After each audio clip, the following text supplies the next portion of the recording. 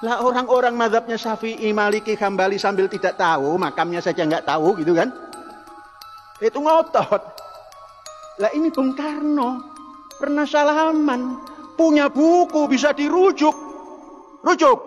Sampai Imam Ahmad mengatakan tidak akan boleh seseorang menjadi imam mazhab kecuali menghafal 50.000 hadis. Baru bisa dianggap sebagai seorang ulama rujukan. Makanya di zaman beliau banyak sekali kan ulama-ulama tapi mereka belum bisa dijadikan sebagai rujukan karena memang dianggap masih sedikit. Mazhab apa? Lah aku pakai mazhab. Nanti saya jawab aneh lagi. Mazhab saya mazhab Bung Karno. Kan gitu sudah. Setelah menampilkan soft nisa itu berdamping-damping dan kadang-kadang di soft depan, ini besok Center of Education di Az-Zaitun ini mau menampilkan nisa untuk jadi khotib di Jumat.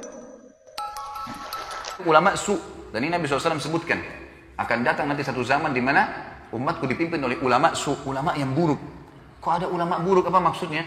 Kata Nabi SAW adalah ulama yang memanggil umat ini pada kesesatan. Mereka diberikan julukan ulama tapi mereka ngajak orang-orang untuk berbuat hal-hal yang dikarang-karang sama dia, buat cara ibadah sendiri, nggak butuh dengan syariat.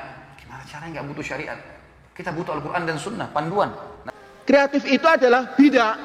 Al-ibda' Allah badi'us samawat wal ardh. Kita harus berani berbid'ah. Ini takut kullu bid'atin dolalah. Enggak. Ini ibda' yang kita buat. Tidak dolah. Nabi SAW mengatakan telah aku tinggalkan kepada kalian dua perkara, kalau kalian berpegang teguh padanya tidak akan pernah salah selamanya. Kitabullah wa sunnati. Dan kita sayangkan. Bung mengatakan agama itu adalah rasional. Siapa yang tidak rasional bukan beragama.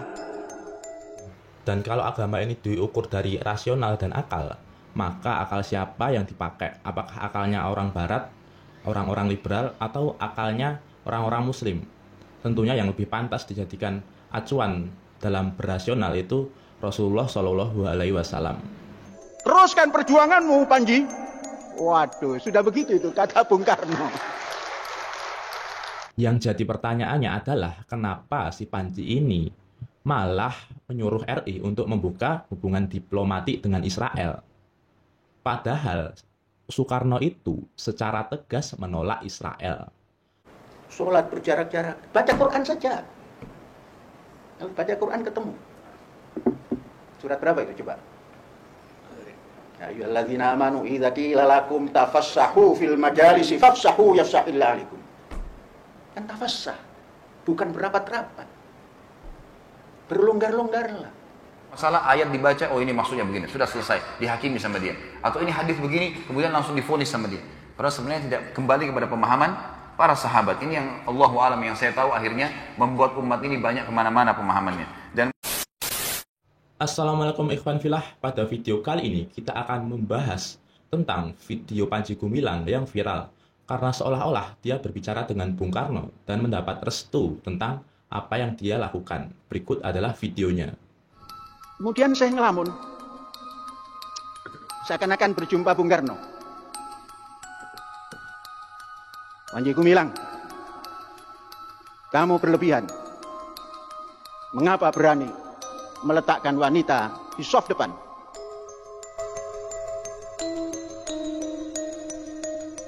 Terima kasih, Bung. Mungkin umurnya sama. Tatkala Bung Karno wafat kan 71. Saya hari ini 77, tuaan saya kan. Ya, Bung. Tunggu dulu. Jawaban nanti ada. Tapi sekarang mau dilemparkan lagi. Setelah menampilkan soft nisa itu berdamping-damping dan kadang-kadang di soft depan, ini besok Center of Education di Az-Zaitun ini mau menampilkan nisa untuk jadi khotib di Jumat.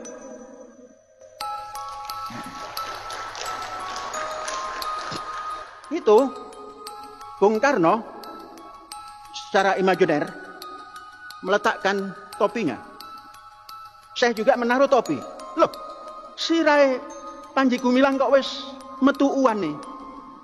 Dijawab oleh Panji Gumilang, tua aku, Bung, daripada sampean.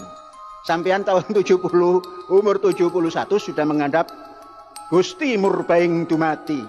Tapi jenengan sing menang karena sudah berjumpa dengan Gusti Murbaing Dumati. Ya, Terus apa jawabmu? Berani-beraninya kamu.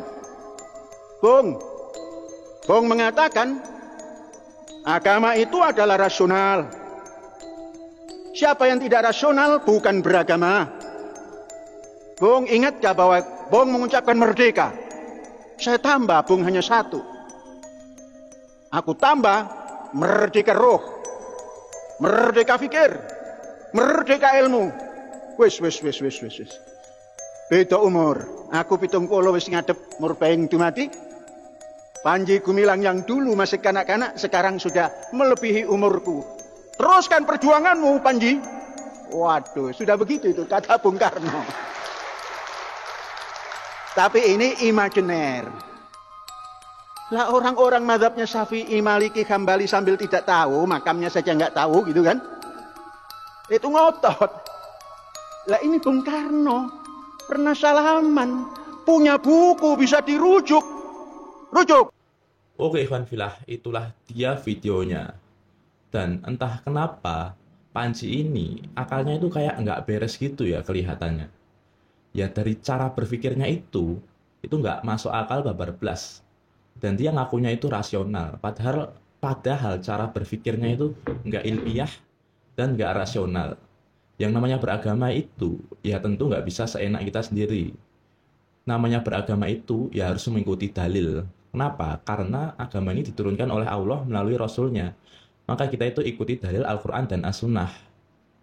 Dan kalau agama ini diukur dari rasional dan akal, maka akal siapa yang dipakai? Apakah akalnya orang barat, orang-orang liberal, atau akalnya orang-orang muslim?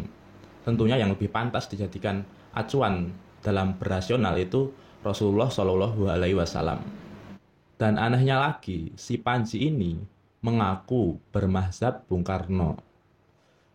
Yang jadi pertanyaannya adalah kenapa si Panji ini malah menyuruh RI untuk membuka hubungan diplomatik dengan Israel.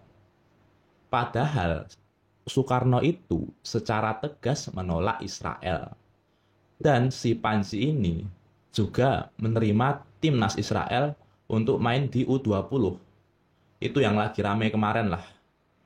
Dan si Panji ini termasuk tim yang kemudian menyuruh kita untuk menerima timnas Israel. Padahal sikap Soekarno pada saat itu sangat-sangat tegas. Di saat Soekarno dan Indonesia mau bermain, dan Soekarno itu menolak bermain dengan timnas Israel.